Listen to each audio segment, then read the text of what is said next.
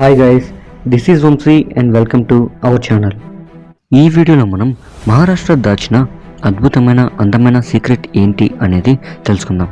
మన దేశంలోనే the most privileged voter ఉన్నారు. అతను ఎవరు అనేది తెలుసుకుందాం. ఉత్తరప్రదేశ్లోని ఒక విలేజ్ని ఆఫీసర్స్ విలేజ్ అని అంటారు. ఆ విలేజ్ ఏంటి అనేది చూద్దాం. అసలు ఎందుకు అలా అంటారు అనేది తెలుసుకుందాం. రాజస్థాన్లోని కర్రీమాతా టెంపుల్ అనే ఒక టెంపుల్ ఉంది. ఈ టెంపుల్ ఈ ప్రపంచంలోనే one of the craziest and mysterious temple. ఎందుకు అనేది చూద్దాం. మన దేశంలో ఈ ప్రపంచంలోనే అతిపెద్ద ఫ్యామిలీ ఉంది. ఆ ఫ్యామిలీ ఎవరు, ఏంటి, ఎలా అనేది తెలుసుకుందాం. ఈ ప్రపంచానికి మొట్టమొదటి హాస్పిటల్ ట్రైన్ని పరిచయం చేసిన దేశం ఏదో తెలుసా? మన ఇండియా. ఎలా, ఏంటి అనేది చూద్దాం. ఈ వీడియోలో ఇలాంటి మరెన్నో ఇంట్రెస్టింగ్ అండ్ ఇన్ఫర్మేటివ్ ఫ్యాక్ట్స్ అనేవి ఉన్నాయి. అవి ఏంటి అనేది తెలుసుకుందాం. సో లేట్ చేయకుండా let's get in. Welcome to the unknown and interesting facts about India, episode 7 in Telugu by Venkat Vamsi.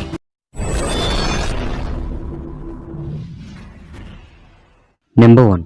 మహారాష్ట్రలోని ఔరంగాబాద్ నుంచి 4 గంటలు డ్రైవ్ చేసుకుంటూ వెళితే అక్కడ మనకి మహారాష్ట్ర దాచిన ఒక అందమైన అద్భుతమైన సీక్రెట్ ఏంటి అనేది కనిపిస్తుంది. అదేంటంటే ఒక అద్భుతమైన అందమైన సరస్సు. ఈ సరస్సు 52,000 సంవత్సరాల క్రితం పడిపోతున్న ఉల్కాపాతం నుండి ఏర్పడింది. అంటే ఒక మేటోర్ అనేది ఈ సరస్సుని సృష్టించింది. దీనిని లోనార్ లేక్ అని కూడా అంటారు. ట్రావెలింగ్ అంటే పిచ్చి ఉండేవాళ్ళు ఈ లేక్ని అండ్ ఈ లేక్ చుట్టూ ఉండే టెంపుల్స్ని తప్పకుండా విజిట్ చేయండి. ఎందుకంటే ఇది చాలా అడ్వెంచరస్గా అండ్ బ్యూటిఫుల్గా ఉంటుంది. ఇది ఒక అడ్వెంచరస్ ఆస్ట్రోనామికల్ మార్వెల్ లాంటిది. నెంబర్ 2. మన దేశంలోనే ది మోస్ట్ ప్రివిలేజ్డ్ ఓటర్ ఎవరో తెలుసా? అతని పేరు మోహంత్ భరద్వాజ్. ఎందుకు ఇతను ది మోస్ట్ ప్రివిలేజ్డ్ ఓటర్ అంటే ఇతను ఒక్కడే యూపీలోని గిర్ ఫారెస్ట్లో బనేజ్ అనే ఒక అతి చిన్న గ్రామంలో నివసిస్తూ ఉంటాడు. అయితే మన ఇండియన్ ఎలక్షన్ సిస్టమ్ ఈ ఒక్క ఓటర్ కోసం తన గ్రామంలో సపరేట్గా పోలింగ్ బూత్ని కండక్ట్ చేస్తుంది. ఈ ఒక్క ఇన్సిడెంట్ చాలు మన దేశం ఎలాంటి స్పిరిట్ ఆఫ్ డెమోక్రటిక్ కంట్రీ అనేది నిరూపించడానికి. నార్మల్గా విలేజెస్లో అయితే ఒక ఓటర్ రాకపోతే తనకి బదులుగా వేరే వాళ్ళని ఓటు వేయించడానికి లేదా అసలు ఓటు లేని వాళ్ళని మరొకరి పేరు మీద ఓటు వేయించడానికి ట్రై చేస్తారు. లేకపోతే అసలు ఒక్క ఓటే కదా పోతే పోని అని వదిలేస్తారు. కానీ యూపీలో ఇతని ఒక్క ఓట్ కోసం ఇండియన్ ఎలక్షన్ సిస్టమ్ వర్క్ చేస్తుంది. అంటే మన దేశం ఓటర్కి ఇచ్చే రెస్పెక్ట్ ఏంటి అనేది తెలుస్తుంది. అలాగే వేరే కంట్రీకి ఇండియా ఎంత గొప్ప డెమోక్రటిక్ ఫ్రీ స్పిరిట్ కంట్రీ అనేది నిరూపించడానికి ఈ ఇన్సిడెంట్ అనేది హిస్టారికల్ ఎగ్జాంపుల్గా కూడా ఉంటుంది. నెంబర్ 3. మీకు తెలుసా, ఉత్తరప్రదేశ్లోని ఒక గ్రామాన్ని ఆఫీసర్స్ విలేజ్ ఆఫ్ ఇండియా అని పిలుస్తారు. ఆ గ్రామం పేరు మధోపతి. ఎందుకు ఈ గ్రామాన్ని అలా పిలుస్తారు అంటే ఈ గ్రామం నుంచి 75 కుటుంబాల నుంచి 47 మంది ఐఏఎస్ ఆఫీసర్లు ఇండియన్ అడ్మినిస్ట్రేషన్లో వర్క్ చేస్తున్నారు. అంతేకాదు ఇంకా చాలామంది ఆఫీసర్లు ఐపీఎస్లుగా ఇస్రోలో, భారత్ అటామిక్ రీసెర్చ్ సెంటర్లో అండ్ వరల్డ్ బ్యాంక్లో హైయెస్ట్ పొజిషన్స్లో వర్క్ చేస్తున్నారు. అందుకే ఈ మధోపతి విలేజ్ని ఆఫీసర్స్ విలేజ్ ఆఫ్ ఇండియా అని పిలుస్తారు. నాకు తెలిసి ఈ విలేజ్కి వెళ్ళి వాళ్ళు ఎక్కడ చదువుతున్నారు, ఏం చదువుతున్నారు, వాళ్ళ స్టడీ స్కెడ్యూల్స్ ఏంటి, వాళ్ళ హ్యాబిట్స్ ఏంటి అండ్ వాళ్ళ డైలీ రొటీన్ ఏంటి అనేది తెలుసుకుంటే మన దేశంలో ఐఏఎస్లు ఐపీఎస్లు అవ్వాలనుకునే కొన్ని లక్షల మందికి ఈ ఇన్ఫర్మేషన్ అనేది యూజ్ అవుతుంది. వాళ్ళ గోల్స్ అనేవి ఈజీగా సాధించుకోవచ్చు అని నా ఒపీనియన్. మీరేమంటారు అనేది కామెంట్ చేయండి, తెలుసుకుందాం ఎంతమంది అస్పైరింగ్ ఐఏఎస్లు ఐపీఎస్లు ఉన్నారు అని. So the tiny village of India Madhopatti is called as officers village of India from Uttar Pradesh. Number 4. రాజస్థాన్లో కర్రీమాతా టెంపుల్ అనే ఒక టెంపుల్ ఉంది. ఈ టెంపుల్ని ది టెంపుల్ ఆఫ్ ర్యాట్స్ అని కూడా పిలుస్తారు. ఎందుకంటే ఈ టెంపుల్లో కొన్ని వేల కొద్ది ఎలుకలు ఉంటాయి. ఇవి అక్కడికి వచ్చిన భక్తులను ఆశీర్వదించడానికి వాళ్ళు పోసిన పాలు తాగుతాయి, పండ్లు తింటాయి. ఈ ఎలుకలు ఎందుకు అక్కడ ఉన్నాయి అంటే ఇక్కడికి వచ్చిన భక్తులు చుట్టూ జనాలు ఈ ఎలుకలను వాళ్ళ పూర్వీకులుగా భావిస్తారు. అంటే వాళ్ళ పూర్వీకులు చనిపోయి ఎలుక రూపంలో ఈ కర్రీమాతా టెంపుల్లో ఉన్నారు అని భావిస్తారు. అలా వెళ్ళిన భక్తులను వాళ్ళ పూర్వీకులు ఎలుక రూపంలో వచ్చి దర్శనమిచ్చి దీవిస్తారు అని చెప్తారు. సో ఇలా ఈ టెంపుల్ అనేది one of the greatest and strangest attraction of ఇండియాగా మారింది. అలాగే ఈ టెంపుల్ అనేది one of the most unsolved mysterious temples of ఇండియాలో ఒకటిగా ఉంది. ఈ టెంపుల్ మీద కంప్లీట్ మిస్టరీ వీడియో చేయమంటారా? కామెంట్ చేయండి, చేసేద్దాం. So the temple of rats from Rajasthan is one of the biggest unsolved fact of Indian temples. ఏదో 1 లేదా 10 ఎలుకలు అయితే ఓకే, కొన్ని వేల కొద్ది ఎలుకలు ఎందుకు ఈ టెంపుల్లోనే ఉన్నాయి? ఫ్రీగా ఫుడ్ దొరుకుతుందనా, లేక భక్తులను నిజంగా ఆశీర్వదించడానికా అనేది తెలుసుకుందాం. నెంబర్ 5, మీకు తెలుసా, మన దేశంలోని మిజోరాం రాష్ట్రంలో భక్తవాంగ్ అనే గ్రామంలో ఒక ఫ్యామిలీ ఉంది. అండ్ ఈ family the biggest family in the world. ఈ ప్రపంచంలోనే అతిపెద్ద కుటుంబం. ఎలా అంటే ఈ కుటుంబాన్ని సృష్టించిన వ్యక్తి జియోన్ చైనా. ఈ ఫ్యామిలీ మొత్తంలో 181 మంది కుటుంబ సభ్యులు ఉన్నారు. అందులో 39 మంది జియోన్ చైనా యొక్క భార్యలు, 94 మంది పిల్లలు, 14 మంది కోడళ్ళు, 33 మంది మనవరాళ్ళు ఉన్నారు. అందుకే ఈ ఫ్యామిలీ ప్రపంచంలోనే అతిపెద్ద ఫ్యామిలీగా వరల్డ్ రికార్డ్ క్రియేట్ చేసింది. అసలు మన దేశంలో ఒకరిని పెళ్లి చేసుకొని ఇంకొకరిని చూస్తేనే చంపేస్తారు.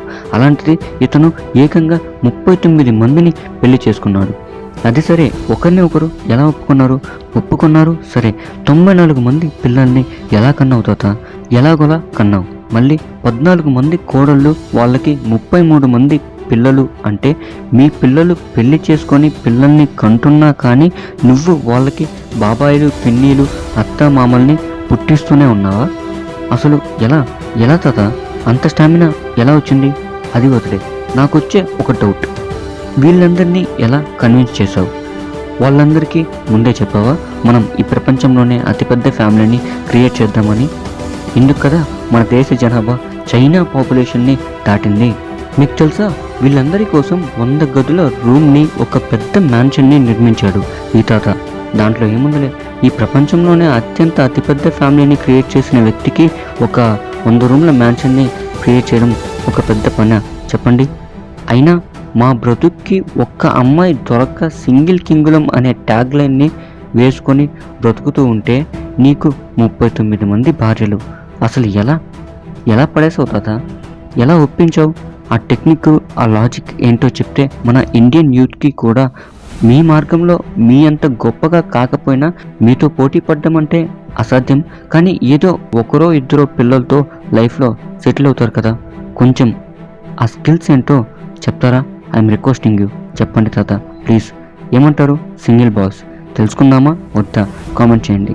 ఈ టాపిక్ మీద కూడా ఫుల్ లెంత్ వీడియో చేద్దాం.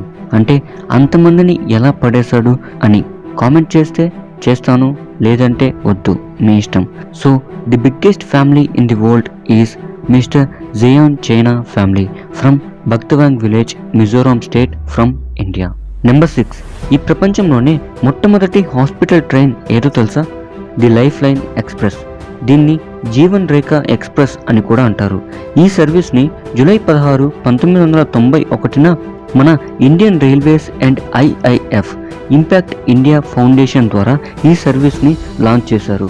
ఈ సర్వీస్ లాంచ్ చేయడానికి international charitable sources, Indian corporations and Indian individuals అందరూ కలిసి ఒక ట్రైన్ని మెడికల్ హెల్త్ పరంగా డిజైన్ చేసి ఇండియన్ హెల్త్ మినిస్ట్రీ ద్వారా ఈ ట్రైన్ సర్వీసెస్ కంట్రోల్ చేయబడుతున్నాయి. ఈ ట్రైన్ ఒక్క ప్లేస్ అని కాదు, మన ఇండియాలోని అన్ని ప్లేసెస్కి ఎక్కడైతే హెల్త్ కేర్ ఫెసిలిటీస్ తక్కువగా ఉంటాయో, న్యాచురల్ డిజాస్టర్స్ వల్ల కూలిపోయిన ఏరియాస్లో అండ్ ఇంకా మెడికల్ అవైలబిలిటీ లేని ప్రతి ఒక్క ప్లేస్కి ఇండియా మొత్తం ఈ ట్రైన్ ట్రావెల్ చేస్తూ ఉంటుంది. వెళ్ళిన ప్రతి ప్లేస్లో 21 రోజుల నుండి 25 రోజుల వరకు ఆ ప్లేస్లోనే ఉంటుంది. చుట్టుపక్కల ఉండే ప్రతి ఒక్కరూ కూడా ఈ ట్రైన్లో వాళ్ళ హెల్త్ గురించి చూపించుకోవచ్చు. ఈ ట్రైన్లో ఫీవర్ నుంచి మేజర్ సర్జరీస్ వరకు ప్రతి ఒక్కటి చూస్తారు, అన్ని ట్రీట్మెంట్స్ చేస్తారు. ₹1 కూడా పేషెంట్స్ దగ్గర నుండి తీసుకోకుండా ప్రతిదీ కంప్లీట్గా ఫ్రీ ఆఫ్ కాస్ట్తో చేసి చూసి పంపిస్తారు. ఈ లైఫ్ లైన్ ఎక్స్ప్రెస్లో అందరూ high qualified doctors and surgeons ఉంటారు. నిజంగా చెప్పాలి అంటే ఈ లైఫ్ లైన్ ఎక్స్ప్రెస్ అనేది మన దేశంలో భూమి మీద తిరుగుతున్న ఒక దేవదేవత లాంటిది. ఈ ప్రపంచంలోనే మొట్టమొదటిగా ఇలాంటి సర్వీస్ లాంచ్ చేసిన ఏకైక కంట్రీ మన ఇండియా. తర్వాత ఈ సర్వీస్ గురించి అన్ని దేశాలు తెలుసుకొని చాలా దేశాలు ఈ టైప్ ఆఫ్ సర్వీసెస్ని వాళ్ళ కంట్రీస్లో కూడా ఎగ్జిక్యూట్ చేస్తున్నారు. జూలై 16, 1991 నుండి ఇప్పటి వరకు ఎప్పటికైనా మన Indian railways, IIF, Indian health ministry and Indian government ద్వారా ఈ సర్వీస్ అనేది రన్ అవుతూనే ఉంటుంది. ప్రపంచానికి మన దేశం నుంచి పరిచయం చేసిన అతి గొప్ప ఇనిషియేటివ్ ఇది, అందుకే అస్సలు ఆపకూడదు. నెంబర్ 7, మీకు తెలుసా, జవహర్లాల్ నెహ్రూ గారి తర్వాత 3 సార్లు వరుసగా మన దేశానికి ప్రైమ్ మినిస్టర్ అయిన రెండవ వ్యక్తి నరేంద్ర మోదీ గారు. నెంబర్ 8, మన దేశంలో మొట్టమొదటి ప్యాసింజర్ ట్రైన్ ఎప్పుడు లాంచ్ చేశారో తెలుసా? ఏప్రిల్ 16, 1853న బాంబే నుండి థానే వరకు ఫస్ట్ ప్యాసింజర్ ట్రైన్ని లాంచ్ చేశారు. నెంబర్ 9, మొట్టమొదటిగా ఈ ప్రపంచానికి యోగాని పరిచయం చేసిన వ్యక్తి ఎవరో తెలుసా? మన దేశానికి చెందిన శ్రీ తిరుమలై కృష్ణమాచార్య గారు. నెంబర్ 10, మన దేశానికి మొట్టమొదటిగా గోల్డ్ మెడల్ సాధించిన వ్యక్తి ఎవరో తెలుసా? మిల్కా సింగ్. ఇతన్ని ఫ్లయింగ్ సిక్ అని కూడా అంటారు. ఇతను మే 28, 1958న ట్రాక్ అండ్ ఫీల్డ్ ఈవెంట్స్లో 400 మీటర్ల రేస్లో పార్టిసిపేట్ చేసి టోక్యో ఏషియన్ గేమ్స్ నుండి ఫస్ట్ వచ్చి మొట్టమొదటిగా మన ఇండియాకి గోల్డ్ మెడల్ని సాధించి తీసుకొచ్చాడు. The legend of running from India is Milkha Singh, also called as the flying Sikh. Bonus fact, Mawlynnong అనే విలేజ్, ఈ విలేజ్ మన దేశంలోని మేఘాలయలో ఉంటుంది. అయితే ఈ విలేజ్కి ఏషియాలోనే ది క్లీనెస్ట్ విలేజ్గా ప్రైజ్ దక్కింది 2003లో. ఈ విలేజ్ని గాడ్స్ ఓన్ గార్డెన్ అని కూడా పిలుస్తారు. So the cleanest village in Asia is Mawlynnong village from Meghalaya, India. So ఇవి గైస్ మన దేశం గురించి మనకు తెలియని కొన్ని నిజాలు మీరు తెలుసుకున్నారు అని భావిస్తూ this is Vamshi signing off. మరొక వీడియోలో మళ్ళీ కలుసుకుందాం. Until then take care, love you all, Jai Hind.